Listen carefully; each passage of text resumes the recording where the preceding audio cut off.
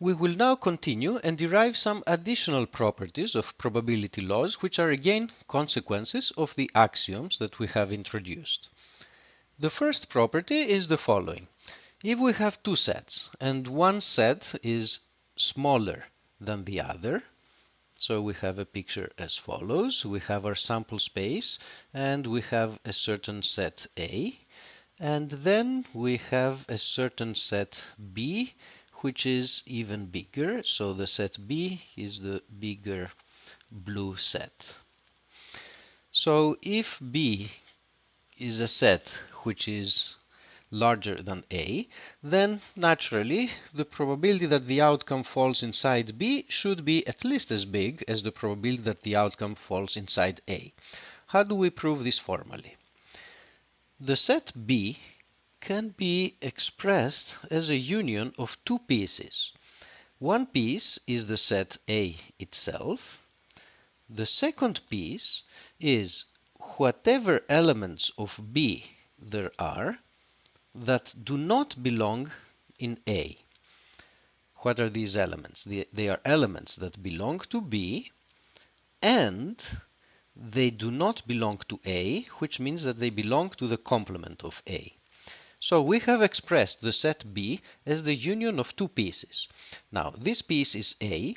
This piece here is outside A. So these two pieces are disjoint, and so we can apply the additivity axiom and write that the probability of B is equal to the probability of A plus the probability of the other set. And since probabilities are non-negative, this expression here is at least as large as the probability of A, and this concludes the proof of the property that we wanted to show. Indeed, the probability of A is less than or equal to the probability of B. The next property we will show is the following. It allows us to write the probability of the union of two sets for the case now where the two sets are not necessarily disjoint. So the picture is as follows. We have our two sets, A and B. These sets are not necessarily disjoint. And we want to say something about the probability of the union of A and B. Okay. Now, the union of A and B consists of three pieces. One piece is this one here, and that piece consists of those elements of A that do not belong to B, so they belong to B complement. This set has a certain probability, let's call it little a, and indicate it on this diagram. So A is the probability of this piece. Another piece is this one here, which is the intersection of A and B. It has a certain probability that we denote by little b. This is the probability of A intersection B. And finally, there's another piece, which is out here. And that piece has a certain probability C. It's the probability of that set. And what is that set? That set is the following. It's that part of B that consists of elements that do not belong in A. So it's B intersection with the complement of A. Now let's express the two sides of this equality here in terms of little a, little b, and little c, and see whether we get the same thing. So the probability of A union B. A union B consists of these three pieces that have probabilities A, little b, and little c, respectively. And by the additivity axiom, the probability of the union of A and B is the sum of the probabilities of these three pieces. Let's look now at the right-hand side of that equation and see whether we get the same thing. The probability of A plus the probability of B minus the probability of A intersection B is equal to the following. A consists of two pieces that have probabilities little a and little b. The set B consists of two pieces that have probabilities little b and little c.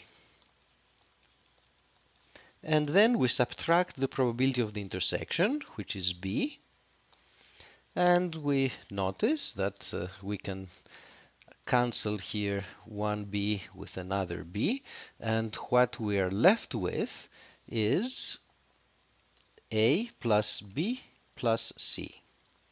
So this checks, and indeed we have this equality here. We have verified that it is true.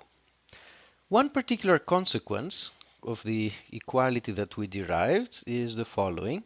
Since this term here is always non-negative, this means that the probability of A union B is always less than or equal to the probability of A plus the probability of B. This inequality here is quite useful whenever we want to argue that a certain probability is smaller than something, and it has a name. It's called the union bound.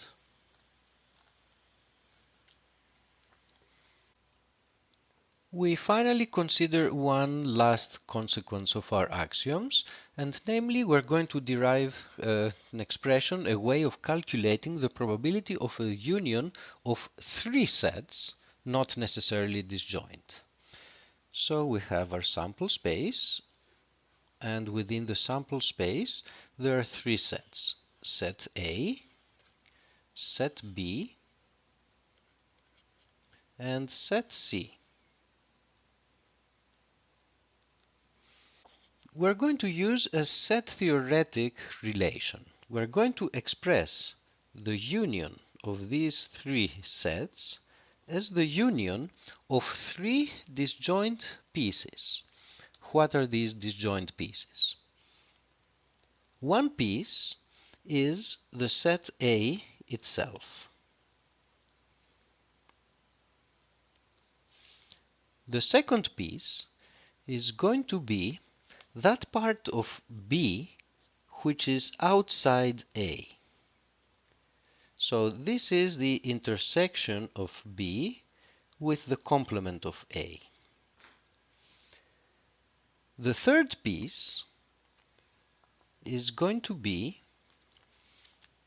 whatever is left in order to form the union of the three sets. What is left is that part of C that does not belong to A and that does not belong into B.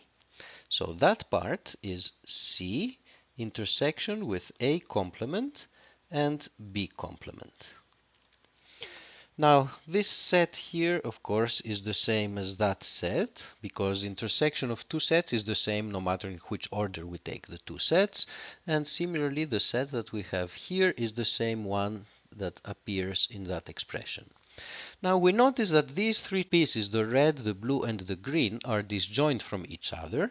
So, by the additivity axiom, the probability of this union here is going to be the sum of the probabilities of the three pieces, and that's exactly the expression that we have up here.